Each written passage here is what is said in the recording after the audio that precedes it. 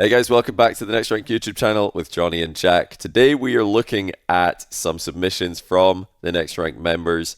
They've sent us gameplay that they, well actually, Jack, you were the one who put this out to them. I'm excited for this, yeah. Send moments of gameplay, clips, replays, where you weren't sure what you did wrong, you weren't sure what you could have done differently. So yeah, shout out to everybody in this video who sent us clips so we can show to you guys. Hopefully you learn something about what you can do differently in situations that are confusing, which do happen a lot in Rocket League. So let's just dive into the first one here. Yeah. Okay, so this first one is from Floyan. He says, since you guys wanted short clips, here's one situation I did not quite know what to do. I'm in Champ 3 for the last 2 seasons, and I do not know what exactly to work on, either the mental side, which I think you should add to the course, Jack, because you're known for being smart. Oh, thank you. Just Jack? Yeah, just me, I guess. That's fair enough. I'll say out those ones. I'll let you do the smart videos yourself. Yeah. But yeah, he goes on to say, you handle the mechanical ones, Johnny. Yeah. Yeah, he does say or the mechanical side, and he doesn't mention you there. So maybe you just stick to the mental videos. But yeah, sorry to distract you. He says, or the mechanical side, because I did not start practicing flip resets till I hit C3 for the first time. I mainly play ones, high diamond to high diamond 3 to C1 and ones, which makes sense. Because he likes to know that if he's the problem, usually go to ones to cool off after rage inducing twos matches. Yeah, fair enough. So this is flying. Let's see what happened and why this was so confusing. Jack, what have we got? Yeah, let's click play and see what we have here. Looks like to me a bit of an overcommit, Johnny. I don't know if you agree. We'll watch the whole clip. Originally, we get into defense, stuck off on an overcommit, in my opinion. We'll get more onto that later. Take a 50, goes mid, and just a good shot, Johnny. Yeah, top ends. Your original thoughts? I mean, we have a look. We have had a look at this clip before, and I think we both said that the initial kind of push forward. If we go back to that kind of point, we'll see what I mean. The initial flip to that mid boost, right when the clip starts, and then the push forward. We turn forward. And I would say that is over-aggressive because we don't know what is going to happen with the player on the other side of the pitch. We don't know if he's going to have the ball, hard clear the ball, take a soft touch, anything like that. If we're going to turn forward on a boost, we need our teammate to have the ball or we need it to be very, very clear what the opponent is going to do. If either of those things aren't the case, which it isn't here, we don't want to turn forward because we just get caught out with a simple, it's not even a hard clear, John. It's like a medium clear almost. Yeah, it's like mid clear. Mid clear, yeah. Like it's got a bit of power, a bit of height, nothing crazy. And really, it puts 2 players on our team in a little bit of an awkward position, okay? But it's not too bad, right? The position isn't terrible. We flip back to net. Our teammate does the same. And the ball goes into the corner. Here, the ball should be safe, okay? The corners in our defense are quite a safe place if you know what you're doing, right? The ball should be safe here. The only reason it gets dangerous in this position is because we actually push out too soon. So we see that little drive forward from the near post out to the corner. That's a little bit too quick, and it goes over our heads. And then we almost do it again for this 50. And at that point, those 2 mistakes kind of cost us.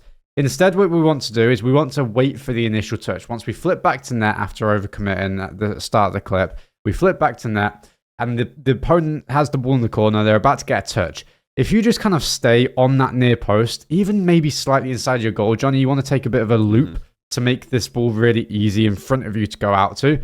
You'll be in a much safer position, a much nicer position to be able to deal with anything that happens.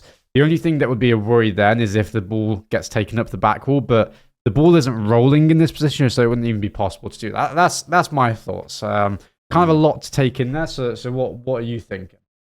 There's a lot to take in. I mean, everything in Rocket League, every position is so unique. Yeah. So that's going to happen. But yeah, you've clarified the main mistakes that a lot of players are going to be making. Just getting confused on an advance upfield, very common. The first thing you talked about in this video, where players are thinking about going in because I mean they've got boost and the ball's sort of available, kind of. Maybe it's going to be available. So why shouldn't I push up? But you've got to think about your teammate as well. If they're just boost starved and they can't follow up on whatever it is that you're doing, then yeah, maybe not a good idea to push up into that space. And again, we're just advanced too far. I guess that's the theme of this one, is we're just getting a bit too uncomfortably Yeah. close in every single play. And now the ball goes over our head, it goes behind us, we push up into the corner. Now, actually, the last push right before the goal is the one time in this video where we didn't go. Yeah. We probably could have. We probably could have, our teammate is now behind us. For both the other ones, our teammate was sort of recovering. The last one, our teammate is, he's flipped back, Yep. but he's definitely there. So if we could force this ball more early, I think that would be a good thing, especially with the angle we had. We finally didn't. There wasn't really a clear way for the opponent to outplay us. So yeah, Absolutely. just go. If there's no obvious hard clear or mid clear, like we talked about earlier, or if there's no like center ball coming. Yeah, too big of a threat. Not too big of a threat here. The only worry is if we push out in this position. So the ball goes over our head initially in the corner. We rotate back to the post, take a wide angle. Our teammate kind of goes back a little bit, and that's fine. The only worry that we have here is if the guy on the ball touches it to the corner and outplays us and goes again. But the thing is, we can stop all that by going for a drive challenge here, in my opinion. If we drive challenge in this position, because we have a teammate behind us, it basically, the only thing that our teammate has to cover is like the chip over us. But if he's just staying on his goal line, he'll have everything covered like that. And at some point, you do have to trust your teammate to have stuff like that covered. You can't just play completely solo. This fake challenge is a little bit too passive. And yeah, then we turn backwards. And at this point, I will say, a lot of people are asking, well, why aren't we speaking about this 50?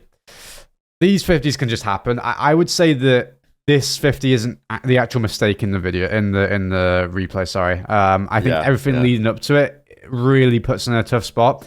We didn't do terrible on this 50. The opponent just did very, very well. And his teammate was right there ready for the shot. And our teammate would have also double committed with us on that 50, I believe. And it would just be tough because he's obviously going to jump for that. So it could be going underneath us. So it's just very awkward on that 50. Some of the mistakes are positional and decision making in terms of challenges beforehand that we need to focus on. Last tip for me, the original first tip that we said of turning to the left when we first grab this boost at the start of the clip. We want to turn ball cam on, I would say slightly sooner to really get a picture of what's going on. And then you would be able to loop into the boost from a different angle and make everything easier. You'll be able to decide where you want to go and how you want to go, basically, before you actually get to the boost. And that's what you need to work on. Okay, this one's from Faz. He says, I rarely get the opportunity to hit a double tap. This one was one of the better setups and first touches I've had, but I couldn't finish the shot. Any tips on what I did wrong and how to master aerial car control would be appreciated. Excuse the discussion in the background. I was in VC with friends. Don't worry. We'll mute the discussion, so you don't need to worry about that. But okay, let's take a look at the double tap. Sure. Yeah. Okay.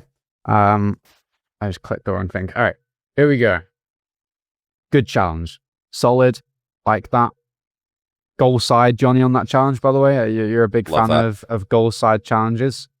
Got a big lead up to this door tab. Okay.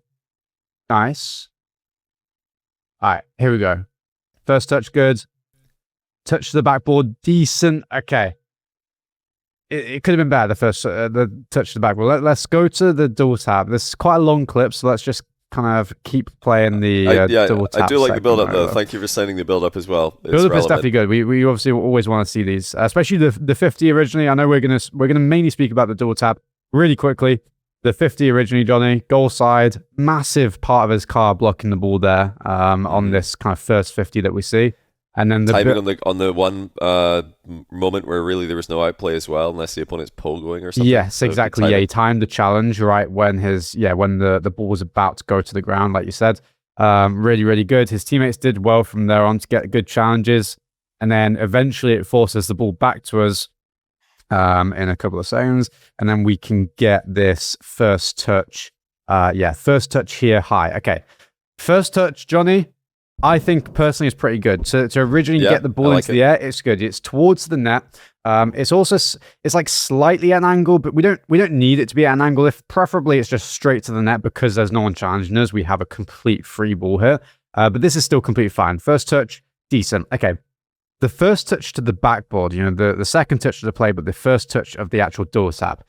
Johnny, What do you Mm, think? I'm gonna lead this off to you. Because I remember we looked at this replay and I said that's mm. actually pretty good, and then you were like, well, actually, it would be very good for you, but maybe not for kind of the rest Yes. of players. So Yeah, what yeah, what is because that? you like it, yeah, Yeah. because it's nice and high over the backboard, which is farther away from the goalkeepers. So there are good parts about that Yeah. touch. It goes high over the crossbar. But you're definitely Well, right. pretty high. It makes it too But hard. Yeah. yeah, for someone who's trying to get better at double taps and trying to improve their double tap game, you're probably against goalkeepers who are not going to have any chance of jumping and reading anything that's into just the crossbar itself. So if you notice the point that it bounces like quite high over. So we've gone quite high with this. At pro play, that would be great. And Mhm. I think, yeah, a pro player could play off of that touch, immediately snap their car into the right position they need to get to use the underside of the car to drop it in. Yeah. But that's a lot. That's really It's technical hard. and really Yeah. precise. It's easier if we just hit that second touch lower and then the ball's already so close to the goal. Just hit it into literally the crossbar. That's just for this one. I want to point out this is just situational. In Yes. general, if you're learning double taps, it's just good to hit the ball as straight of a line Hmm. as you can, because then the bounce is easier to read, it's easier to follow, everything's just lined up. Absolutely. But in this one, in this case, if you're wondering why did this go wrong, well, we've hit the second touch too high, so now flying over the ball is really difficult. Yeah. Yeah, absolutely. I would say that okay, if we get this touch again, if this happens again, and you want to just know how to kind of get to this ball, unfortunately, there's not much we can tell you apart from you have to recognize that this touch is slightly higher than you wanted, and instantly after the ball leaves your car on the touch, instantly you need to be tilting up and boosting, okay? Because you need your car to get above the ball. All right, you have to think that when you're hitting a double tap, your car needs to be above the ball. And I know that's a very, very basic tip, but that can sometimes just help you correct yourself instantly. I would say on this one, Johnny, is that we air roll a little bit too much for me personally, especially if we're trying to learn double taps. We want to just go as straight as we can, okay? So the air roll itself isn't bad, right? But it can make our touches slightly more unpredictable for both our opponents and for ourselves if we're not completely used to air roll. Now, if you want to get really, really good at air roll, I mean, all these guys have their course, right, John? So they have access to all of our Yeah, these guys all do. Yeah. all of our videos We've got on videos that. about that. But really, really quickly, go into rings maps, especially if you want to just quick practice on air roll every single day. Rings maps on workshop maps is a really, really useful tool for that. But I would say we just need to get a little bit higher. Obviously, we need to recognize it sooner, which is very easy to say, hard to do. But I would take out the air roll mostly. And Johnny, I don't know about you, but I would actually like to see a faster aerial up to this ball. Off the first touch that he gets, he pops it in the air. I don't know about you, but I would like to see a little bit of a quicker takeoff, more straight on towards the ball, because we jump at a little bit of an angle, and that makes it quite tough to then recover and get back to the ball. Okay, so before we jump, the most important thing for our double tap setups is before we jump, we need to make sure our car is pointing towards the ball. Here, right now, as we jump, our car is actually pointing more towards the corner than it is the ball. This one is a little bit tougher because you also have to point it towards not just where the ball is, but where you're actually going to make contact with the ball. Okay, so you need to be slightly to the right side, but not as much as we are right now. Would you agree with that, Johnny? Yeah, I think, well, it just in general, if we want to bring this out into just general aerial absolutely. play, absolutely, for sure, you want to, because it's so easy to turn on the ground rather than it is to turn in the air, so we want to line everything up. But yeah, the comment about air rolling as well, totally agree. I mean, it's nice when you're getting a touch in the air like this to air roll a little bit, Yes, because it stops recoil. But we've air rolled a lot here. Like this is like 270 or maybe even a full rotation before we hit the ball, which is just hard to read. So it's not necessary. We could just do a 90-degree at most. Yeah, air just roll a slight one. on Yeah, impact.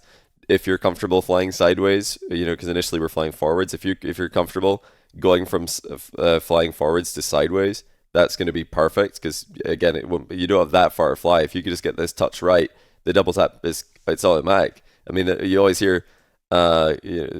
Casters, fans will say about players that they're just automatic with double taps, because when a player does hit a double tap really well, it doesn't look like they've had to do much. They just, a lot of the time, they'll just hit the ball so perfectly into the backboard that they're already going the right way. So what this second touch is all about. And yeah, we don't need to overcomplicate it and make it very precise by air rolling Absolutely. to the extent that we did. By the way, real quick, you mentioned you want to aim for kind of the crossbar when you're going for these types of double taps, especially in Yeah, when you're at the lower ranks, yeah. Yeah, in lower nobody's jumping. Yeah, the like backboard's open. especially on this example, the backboard is completely open. No one's covering the backboard with their car on the backboard. They're also just not jumping towards the backboard to cover the double tap. So it's completely free. The good thing also about hitting it nearer to the crossbar is that if you miss, you might just score. Right? Like that's true. like I've had so many double taps. I remember when I was learning them that I would try and hit it to the backboard and just accidentally shoot a crossbar down shot, and that's probably not getting saved either if it's good, right? So it's like you're covering the best of both worlds. You're getting a decent setup that's easier for you to read, and also still going to be tough for your opponents to read. Anything above crossbar height, if they aren't on the backboard, is going to be very, very tough for them to get to. Okay, and you're also kind of hedging your bets that if you miss, you might just score the goal. Okay, so to really quickly recap. We want less error. We're not saying don't error, but just a little bit less error makes it easier for you to kind of to accomplish what you're trying to do. You want to make sure you're aligned with the ball before you jump. That's very, very important. And I would say if you can, try and get your first touch lower to the backboard to make it easier for yourself. And it still will be hard for your opponent to read. Okay, this next one is from Cabbage. She says, this is one of those things where I just do not know what I could have done. His shot, the opponent, was simply too good for me to save, or bad positioning for me, or I don't know. It's about 1 minute or 1 minute 20 in, so we've gotten to this moment in the replay. Let's take a look at this shot that we don't know what we could have done in order to save or prevent. But yeah, we're leading up to it here again. Thanks for the timestamp, Cabbage, so we could watch what happened beforehand. In offense, looking to grab mid boost. And yeah, I think this looks like it's going to be the shot. Yeah, that's definitely quite hard to save. Hey, you know, if you put most Rocket League players in this position and said it's your job as an individual to save this shot, extremely difficult, especially if you're reacting to it. But yeah, you're not alone. So let's see what we could have done differently here to help our team save the shot. That's going to be the way to think about this, in my opinion. Yeah, so leading up to it, I'm going to talk about just a couple of things, because I do think it's important in terms of, we eventually lose possession. First off, our teammates should just simply score this. But that doesn't happen, right? And we're pushing up very, very quickly, which initially is fine. Okay, we've gone for the corner boost. I would say, by the way, just a very small nitpicky thing. Johnny, I don't know if you agree, but in this position, 2 players have been taken out. And it's simply a race to, if we can get around this ball and get it towards the net the fastest. The best thing we can do to help our teammate out is go down the midfield, so we cover basically all of his losses, and we also give another option to move the ball quickly, basically. If we go for this corner boost, I just don't think it's necessary. We can just go on this pad and then go to the mid.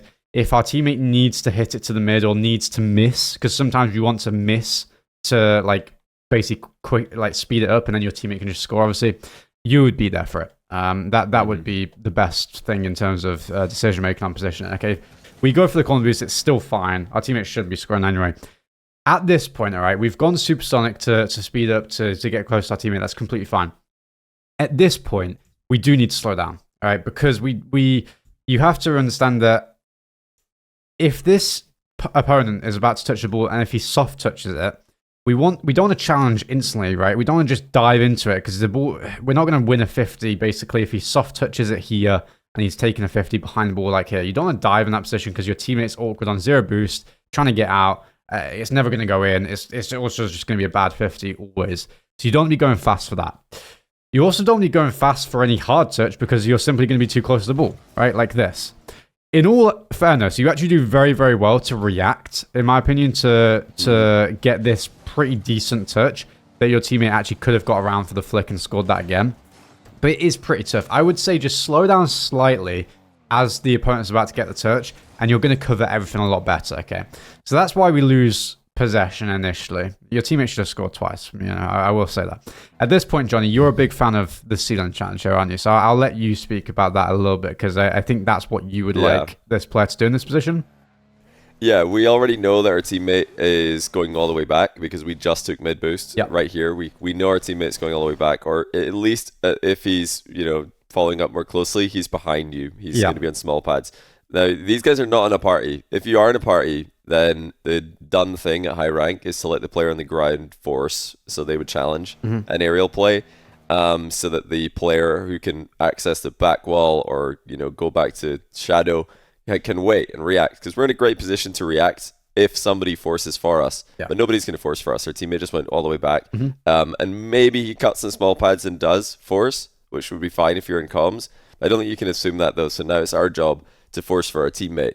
Just get the opponent to lose control of this ball as early as possible. But we don't do that. He just gets everything he wants. He gets his ceiling set up. Look at it from his point of view. It'll be very, very simple to see. Everything that he wants, he gets here. He's like, first touch. Yep, off the ceiling. One more touch. Shot. None of that was impacted by anyone. That was he didn't just have to worry about challenge. Yeah, he's just literally in free play. 1v1ing your goalkeeper, and you're not. Like, the challenge that we're putting up there isn't a factor, because what we've done is we've saved our dodge. We're trying to read what's happening. We're trying to get the save, basically, which is not our job in this play. Our job is not to get the save.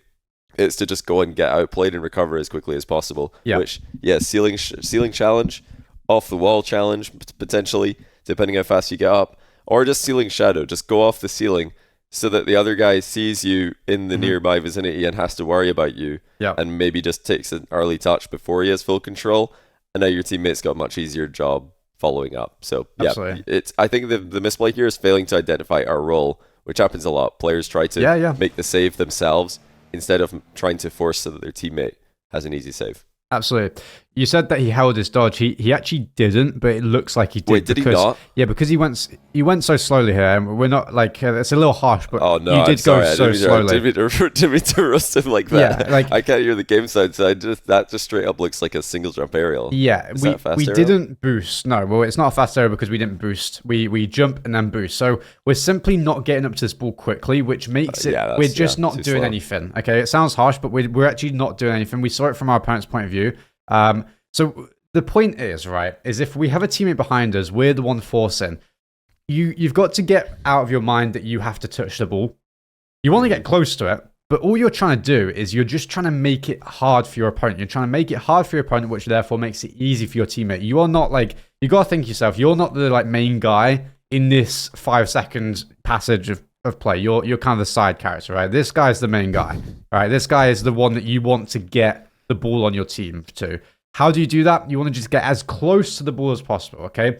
You don't have to touch it. You just want to get up quickly, get close to it. If you do one of those two things, or if you do both those things, most of the time you'll hit it, and you'll just block it to the side.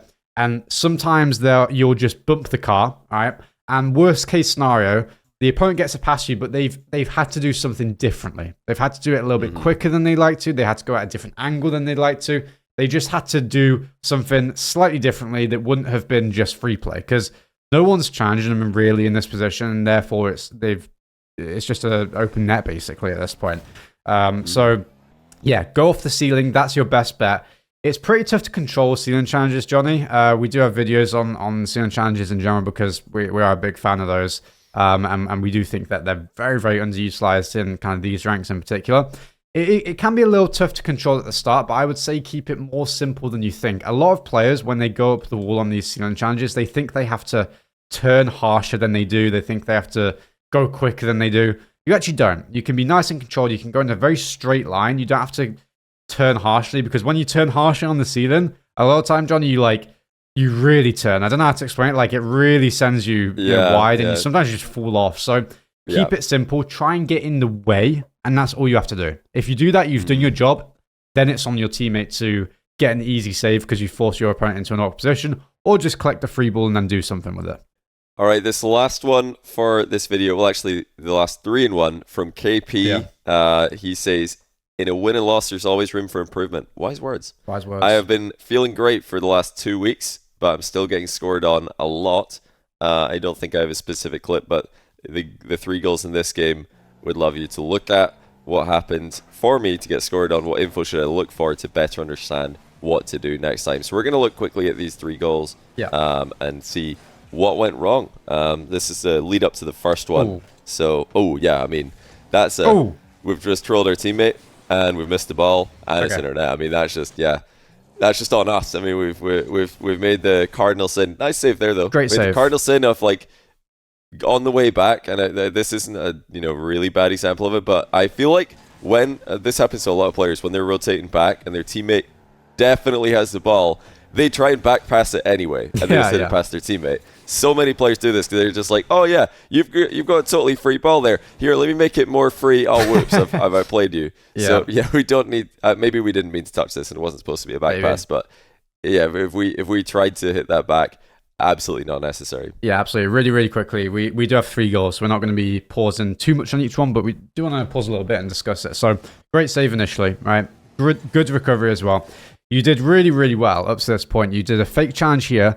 You could go for a drive challenge to try and demo the opponent, which really makes it easy for your teammate, but you did good enough anyway, right? This fake challenge is almost good enough, if not better than a drive challenge. It's up for debate. The opponent turns, all right, and I'm not saying we should see that, but we should see that the ball is in a very non-scorable position for the opponent, even if he goes for this again, and our teammate is simply going to be facing forward. If your teammate is facing forward and you're not to the ball, you should always leave it for your teammate, okay? So get the boost and get out of the way, right? Try not to touch this. We boost into it, which makes me think that we tried to touch this, so I wouldn't try, okay? Once we get the mistouch and our teammate is out to play, we want to take a wider loop. Make it very easy for yourself to get to this ball and get a nicer kind of angle towards it, because we're quite close. This can be awkward to deal with, especially when it's bouncing off walls like this. If you took a bit of a wider loop and went around to the left side and then back around like this, you'll be in this position when the ball is bouncing here. You might need to use a little bit of boost to do that, but it's fine. We have 100. We don't need to be conservative with our boost, right? So then we'll be fine, and then we can go for the ball at a nicer angle. So those are the few mistakes of that first goal. All right, let's take a look at the second goal that we've conceded. Again, we're starting off a bit before it. We're in offense. Oh, I love this. Oh, you got to go for that. You have to. You got to go for the team pinch. Got to go for the team pinch. Yeah, obviously you don't have to. That is teammate dependent. You got to read what your teammate is going to want in that position. But that would have been a sick team pinch. Ooh. Okay, it's gone across. Unless we are reacting with super fast speed to that, we're not getting there. And yeah, the 50 mid has not gone well. So okay, it's internet again. This one's a bit less clear what went wrong. So we're in offense. We nearly scored. We very nearly scored. If we had faster reactions, or we're just mid immediately for this. If we saw this coming, we could have been there. And yeah, this where all went wrong. The 50's way high over a teammate's head, and that's just immediately internet. It can happen. Pretty quickly in Rocket League, of course. All right, a couple of mistakes. Okay, so initially, like Johnny said, we could have gotten this shot, I think, if we really quickly reacted. Great bump here, by the way. Amazing. That's perfectly... Just got to boost now, like straight away. You've got to realize this could go across. And we would be there. We would absolutely be there. You could even try and quickly flip, but that's very, very tough for you. I don't know if you'd get there, but you might. Okay? Precise speed flip. Yeah, you'd have to really be fast and precise. Okay, at this point, you need to be very, very careful at playing the ball here, okay? You've got to think, right? In Rocket League, defensive corners, they are a very, very safe spot for our team, okay? It also means that our opponent's defensive corners, so our offensive corners in the other half here, it's going to be very safe for them as well. The reason it's safe is because there's not many angles towards the net, and it's very, very easy to keep the ball in that position based off 50s, and it's very easy for things like this to happen where we get a bad 50 and it just bounces out quite far, almost acting like a small clear basically for us, when the opponent all they did was use about 5 boosts for that, right? And that makes it very awkward, okay? So we have to be very, very careful even touching the ball here. If we want to touch the ball, we need to keep it low, Johnny, don't we? We need to keep it quite low, and if you want to lose it behind you, you can, but make sure you cover high on the ball so the ball stays low, okay? Mm-hmm. If it stays low and it goes behind us, then our teammate can move forward and take this ball easy. Unfortunately as well, our teammate did obviously make the mistake of being slightly too close and jumping a little too early, but most of the fault, I would say, is on us. And just try and sometimes, by the way, just have a few games in your next games in positions like this. Just leave. Like, just leave. Not even just positions like this. If the ball is simply in your opponent's corner and it's not clear that you have a completely free ball. If you have a complete free ball, of course, go for it.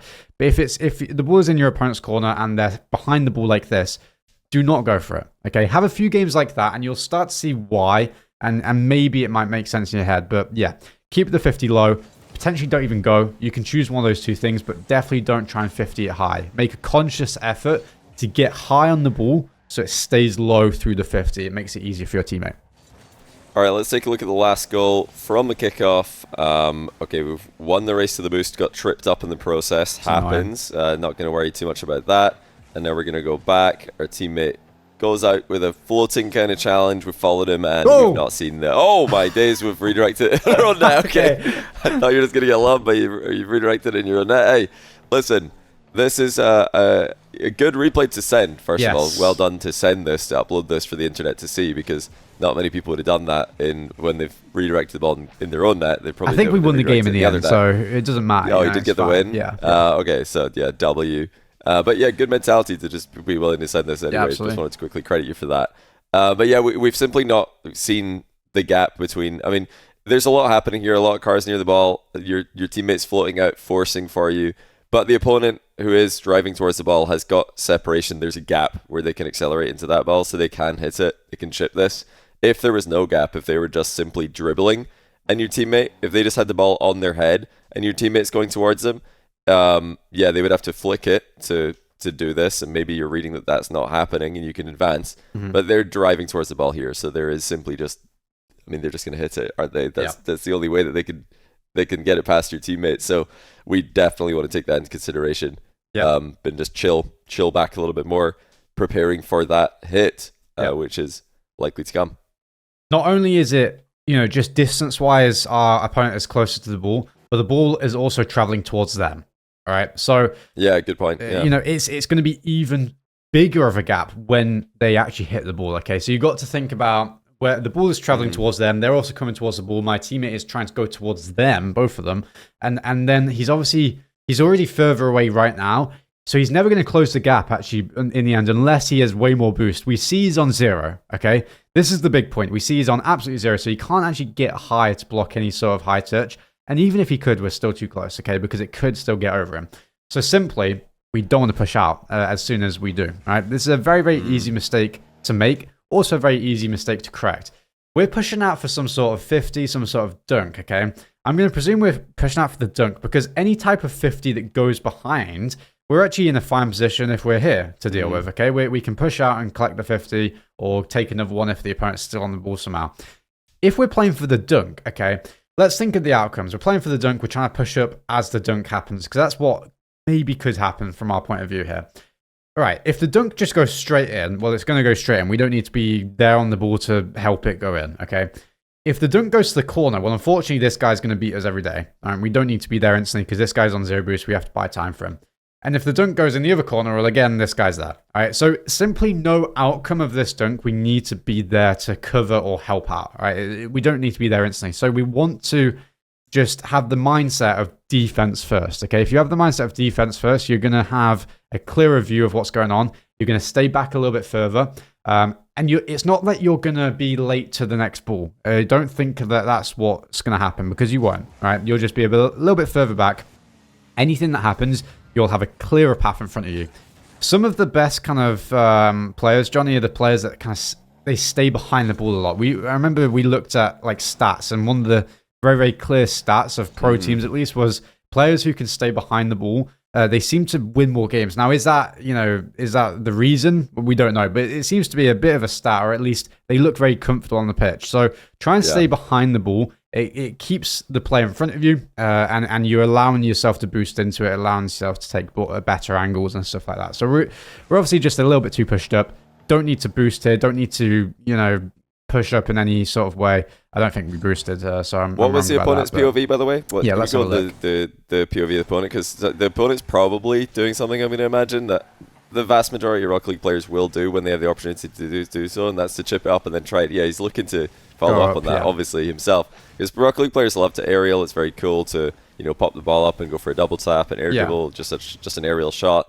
Players at all levels, if they have the ball rolling at them, they're licking their lips. They're foaming at the mouth. They cannot wait for their moment. So you can read that. Your opponent is, if they have the chance to do so, absolutely very often going to go for the chip and then the aerial play, even though that's not the only thing they could do. They could just pass it to themselves off the sidewall, but that's boring. Yeah. Nobody wants the boring option. They want the solo play. They want the air dribble. So if you know that, and you know that you're up against a Rocket League player because you're playing Rocket League, you know they're going to go for the aerial, and you can just align yourself for that. Just be ready for their touch, jump up immediately, and now they're mad because they're like, oh, this guy's an idiot, he's just ball chasing. Yeah, when actually you've just read their play, because it's the play that everybody will do. So yeah, not only can we avoid getting outplayed here, we can soul read the opponent a lot of the time by just sitting back and getting ready for the chip that everybody loves to do.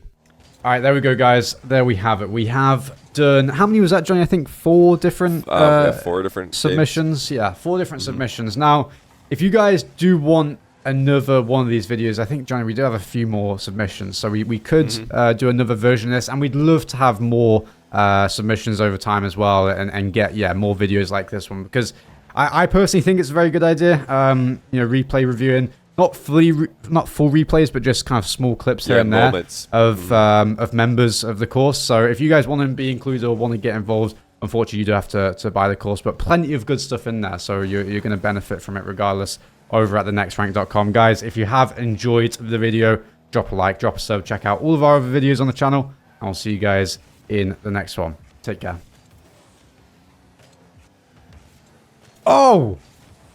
Oh, you can include that in the video. What a shot.